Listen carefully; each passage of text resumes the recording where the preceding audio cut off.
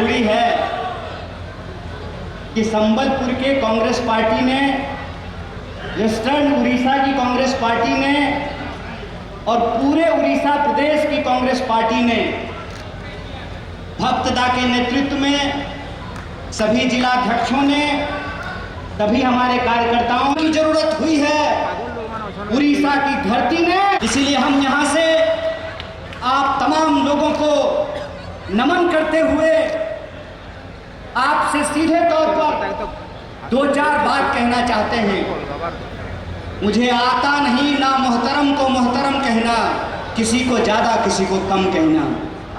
हम आपसे आज ये खरी खरी बात कहने के लिए आए हैं कि ये संबलपुर के लोगों को तय करना पड़ेगा, ये उड़ीसा के लोगों को तय करना पड़ेगा, ये वीर सुरेंद्र की धरती के लोगों को तय करना पड़ेगा कि वीर सुरेंद्र के नाम को ये चोर प्रधान बदनाम कर रहा है। इस बात को आप लोगों को तय करना पड़ेगा। और हम संबलपुर में खड़ा होकर के दिन दहाड़े पुलिस और मीडिया के सामने, आईबी डिपार्टमेंट के सामने पूरी हिम्मत और ताकत से डॉक्टर बाबा साहब भीमराव अंबेडकर और बिरसा मुंडा के संविधान की ताकत से यह ललकार करके कहते हैं कि प्रधानमंत्री जी का धर्मेंद्र प्रधान, ये धर्मेंद्र प्रधान नहीं है, लीग प्रधान है, लीग प्रधान है। इसको धर्मेंद्र प्रधान मत बोलिए, इसको लीग प्रधान कहना शुरू कीजिए, क्योंकि इस सरकार में 80 बार से ज्यादा पेपर लीक हुए हैं, 80 बार से ज्यादा। इस सरकार में जिसके मुखिया, जिसके प्रधान परीक्षा पर चर्चा करते हैं, उस परीक्षा पर चर्चा करने वाले प्रधानमंत्री से यह पूछा जाना चाहिए कि परीक्षा पर चर्चा करके रील तो आप बनाते हैं, लेकिन जब प्रश्न पत्र लीक हो जाता है तो आप चुप्पी साध लेते हैं, आप साइलेंट मोड पर चले जाते हैं। मैं पूछता हूं कि आज धर्मेंद्र प्रधान जगन्नाथ जी के दरबार में गए थे। जगन्नाथ जी के दरबार में ये उड़ीसा और देश की जनता के लिए नहीं गए थे, अपनी कुर्सी बचाने के लिए गए थे, मनोकामना मांगने के लिए गए थे कि थोड़ा दिन और इस कुर्सी पर टिक जाएंगे, 2-4 पेपर और लीक करा देंगे, 2-4 करोड़ रुपया और बना लेंगे, क्योंकि पेपर लीक होने से इनका कुछ नहीं बिगड़ता है। जब पेपर लीक होता है तो नेताओं का कुछ नहीं बिगड़ता है, उनका जेब भरता है। लेकिन जब पेपर लीक होता है तो इस देश के लाखों करोड़ों बच्चों का भविष्य जलता है। और मैं कहता हूं कि ये कैसे देश का निर्माण आप कर रहे हैं। इस देश के नौजवानों का आंख फोड़ करके आप विकसित भारत का चश्मा बेच रहे हैं। जो सरकार एक परीक्षा ठीक से नहीं करा सकती है, वो बेशरम सरकार परीक्षा पर चर्चा करवाती है। जिस सरकार ने ईमानदार गुरुओं की एक पैनल नहीं बना पाया, वो सरकार कहती है कि हम विश्व गुरु बनेंगे। कैसे विश्व गुरु बनेंगे सर? पेपर लीक कराने वाले गुरुओं से विश्व गुरु बनेंगे? आपको सुनकर के आश्चर्य होगा कि इस बार नीट का पेपर ब्यूटी पार्लर में मिल रहा था। कहाँ मिल रहा था? ब्यूटी पार्लर में। और पेपर जब टेलीग्राम पर घूम रहा है, पेपर जब व्हाट्सएप पर घूम रहा है, तो बेशरम सरकार के समर्थक कहते हैं कि पूरा पेपर नहीं लीक हुआ था, थोड़ा सा पेपर लीक हुआ था। ऐसा लग रहा है जैसा ये सरकार नहीं चला रहे हैं, प्लम्बर की दुकान चला रहे थे कि पूरा पानी नहीं लीक हुआ है, थोड़ा थोड़ा पानी लीक हो रहा था। अरे 600 नंबर का क्वेश्चन लीक हो गया, व्हाट्सएप पे क्वेश्चन घूम रहा है। धर्मेंद्र प्रधान बढ़िया कुर्ता पहन करके कैमरा के सामने आकर के कहते हैं कि इस बार पेपर को एयरफोर्स लेकर के जाएगी। हाय रे बेशरम, हाय रे बेशरम। अगर एक परीक्षा ठीक से नहीं करा सकते हो, पेपर को ले जाने के लिए अगर एयरफोर्स परीक्षा कराने के लिए अगर सेना की जरूरत पड़ रही है तो इतना तो लाज रखो, कहो जनता से कि हम निकम्मे हैं, हमसे सरकार नहीं चलाई जाती है, कान पकड़ करके हमको कुर्सी से नीचे कहो ना, कहो। बोलने में शर्म क्यों लगता है? और मैं तो ये सोचता हूं कि हर बात पे जुमलेबाजी करने वाले प्रधानमंत्री, हर साल परीक्षा पर चर्चा करने वाले प्रधानमंत्री, ऐसा क्या धर्मेंद्र प्रधान रख लिया है इनका? प्रधानमंत्री जी का कौन सा फाइल धर्मेंद्र प्रधान के पास है कि प्रधानमंत्री धर्मेंद्र प्रधान को इस्तीफा वाले फाइल पर साइन नहीं कर पा रहे हैं? क्यों? जो सरकार अपने एक मंत्री से बार बार परीक्षा लीक होने के बावजूद इस्तीफा नहीं ले रहा हो, इसका क्या मतलब है? इसका मतलब यह है कि जब पीएम होता वीक है तब होता पेपर लीक है। PM week, paper leak, PM week, paper leak. Paper leak इसलिए हो रहा है कि आप लोग एक नारा सुने थे ना, न खाऊंगा न खाने दूंगा, सुना था कि नहीं सुना था? हम कहते हैं कि वो असल बात नहीं है। असल बात यह है कि न पढ़ा हूं न पढ़ने दूंगा, न अपने पास डिग्री है न दूसरे को डिग्री लेने दूंगा। इनको हिंदू राष्ट्र नहीं बनाना है मेरे दोस्तों, भाइयों बहनों, माताओं, बुजुर्गों, नौजवान साथियों। भाजपा को हिंदू राष्ट्र नहीं बनाना है, भाजपा को मूर्खों का राष्ट्र बनाना है। और देखिए कि जो लोग इस सरकार को, इस देश को दीमक की तरह चाट गए हैं, दीमक की तरह, दीमक की तरह चाटने वाली है सरकार। और सरकार में बैठे हुए लोग इस देश के नौजवानों को कॉकरोच कहते हैं। सर जी, हम तो कॉकरोच नहीं हैं, हम तो इंसान हैं, इस देश के नागरिक हैं। हमारी रगों में भी इस मिट्टी से उपजे हुए खदान का खून बहता है।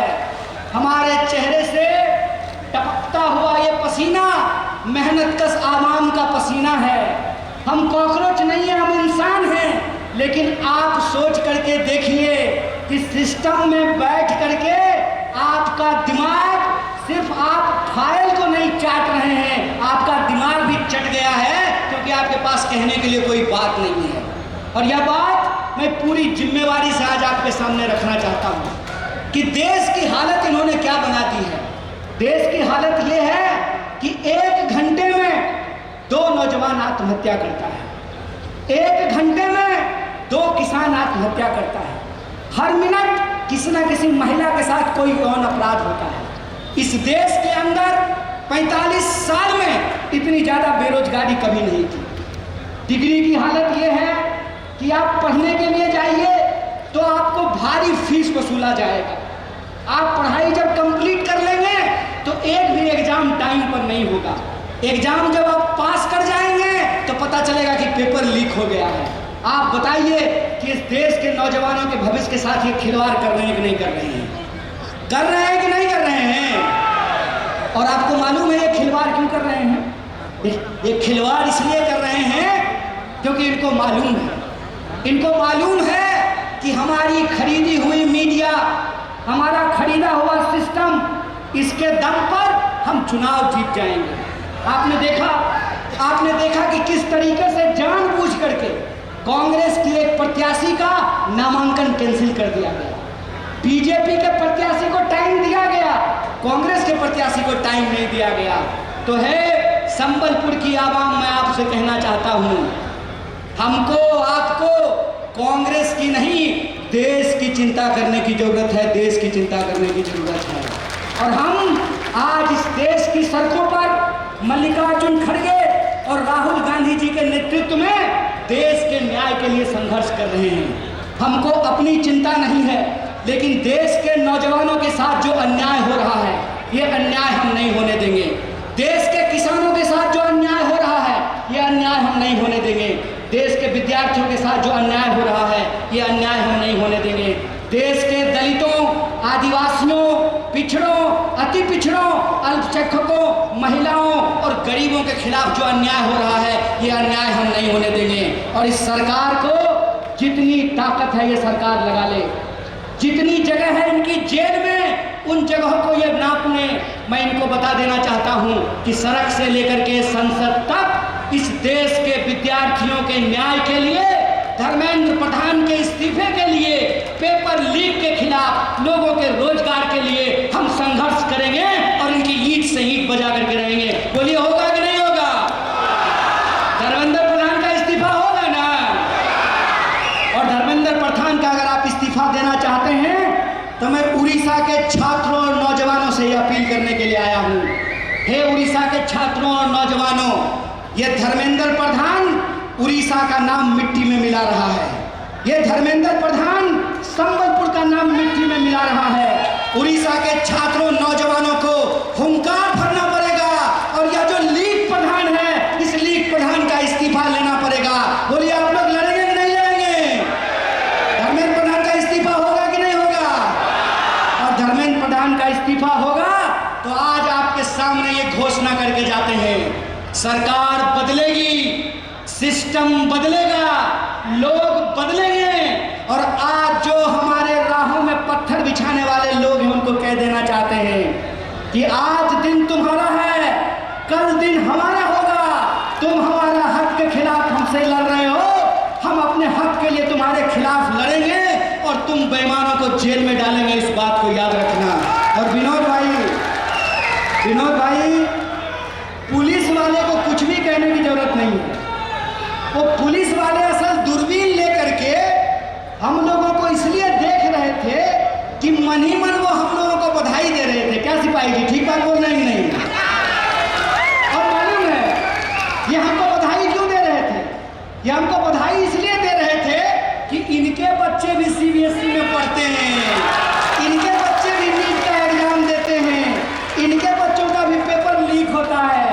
इसीलिए ये अंदर की बात है, पुलिस हमारे साथ है, इस बात को आप याद रखिएगा। क्यों? क्योंकि ये छात्रों के भविष्य का सवाल है और हम धर्मेंद्र प्रधान के घर में आए हैं। तो प्रधान को हम एक ही बात कहते हैं, प्रधान हमारे चेहरे ध्यान से नोट कर लो और हमारे स्वागत में तुम्हारे बगल बच्चों ने पोस्टर लगाया है और पोस्टर लगा करके कहा है कि हम देश विरोधियों के खिलाफ हैं। तो मैं कहता हूं अखिल भारतीय विद्यार्थी परिषद को शर्म आनी चाहिए। तुम्हारे नाम में विद्यार्थी परिषद है और इस देश के विद्यार्थियों का पेपर चोरी हो रहा है, इस देश में पेपर लीक हो रहा है। अगर तुम भी अपने खाने में इस देश का नमक खाए हो तो नमक हरामी मत करो, धर्मेंद्र प्रधान का इस्तीफा मांगो। और जो लोग पेपर लीक कराते हैं वो देश विरोधी हैं, जो देश की संपत्ति को अपने देशों को बेचते हैं वो देश विरोधी हैं, और जो देश के लोगों के न्याय के लिए लड़ते हैं वो न्याय योद्धा हैं। हम न्याय के लिए लड़ेंगे। और धर्मेंद्र प्रधान जी को आखिर में एक बात कहना चाहते हैं, धर्मेंद्र जी आपके घर में आए हैं, हमारा स्वागत कीजिए और हम जल्दी ही आपका स्वागत तिहाड़ जेल में करेंगे। बहुत